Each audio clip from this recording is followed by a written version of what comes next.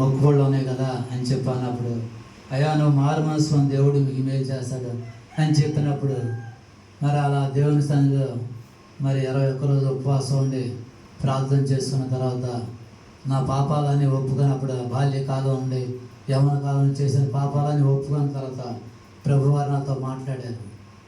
నాతో మాట్లాడినప్పుడు అప్పుడు 2 గంటల నుండి 6 గంటల వరకు మోకాళ్ళ మీద ప్రార్థన చేశాను. ప్రార్థన చేసినాక అప్పుడు దేవుడు నాతో చెప్పాడు, నువ్వు లేచి ప్రార్థన చేయని చెప్పినప్పుడు, అలాగూ నేను ఎక్కడైతే మరి దొంగతనం చేశానని దేవుడు నాకు చూపించినప్పుడు, మరి దేవుడు చూపించినట్టు అందరి దగ్గరికి వెళ్ళి క్షమాపణ అడుగుతున్నాను. అలా క్షమాపణ కాళ్ళు పట్టుకొని కన్నీటితో నా భార్యని అన్నదమ్మని అందరినీ క్షమాపణ అడిగా. ఎక్కడే దొంగతనం చేశాను గుడివాళ్ళు వాళ్ళందరి దగ్గరికి క్షమాపణ అడిగినాక అప్పుడు నా హృదయంలో నెమ్మది ఆనందం వచ్చింది. తర్వాత మా 2 అమ్మాయిలు కూడా ప్రభువులోకి వచ్చారు, చక్కగా మారుమనసు పొందారు. మరి పెద్దమ్మ అయితే సరిగ్గా నడిచేది కాదు, మరి మారుమనసు పొందిన కొంత దేవుడు నడిపిస్తున్నాడు. అలాగూ కొన్ని దినాలు ప్రార్థన చేసిన తర్వాత దేవుడు మా గుడి వాళ్ళ సొంత ఇల్లు ఇచ్చారు. మరి ఆవిడ వివాహం కోసం ప్రార్థన చేసినప్పుడు దేవుడే మరి కోమట్ల కుటుంబాలనే ప్రభు నమ్మకాలను తీసుకొచ్చారు.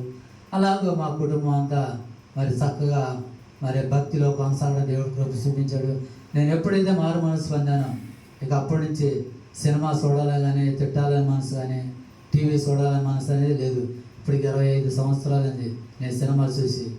అలాగే నా హృదయాన్ని అంతరంగాన్ని దేవుడు మార్చేశాడు. అలా 18 సంవత్సరాలు మన ప్రభుత్వ గారి దగ్గర మంచి భక్తి చేశాను.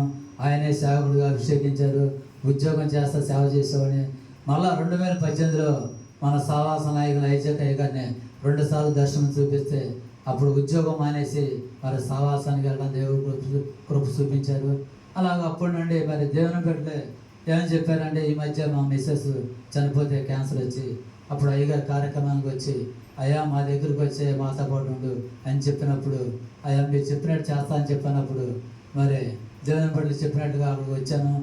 మరి దేవుని బిడ్డలు చెప్పినట్టుగా ఎక్కడికి వెళ్ళమంటే అక్కడికి వెళ్తాను. దేవుడు కృప చూపించారు. అలాగూ మరి 25 సంవత్సరాల నుంచి నేను ఒక్క ఆదివారం కూడా ప్రార్థన మానలా. ఎన్ని శ్రమలు వచ్చినా, ఇంట్లో ఎన్ని శోధనలు వచ్చినా ప్రార్థన అనేది ఇప్పటికి మానలా. అలాగూ మరి దేవునికి ఇష్టంగా ఉన్నాను కనుక దేవుడు నాకు ఇష్టమని చేశాడు. ఇంకా భక్తిలో ఎదగాలని, దేవునికి నమ్మకంగా ఉండాలని, సహవాసం నమ్మకం ఉండాలని మా కొరకు ప్రార్థన చేస్తుంది. దేవుని బట్టి మనం చేసాం. చిన్న సాక్షి దేవుడు దీవించిన కాక. అవును.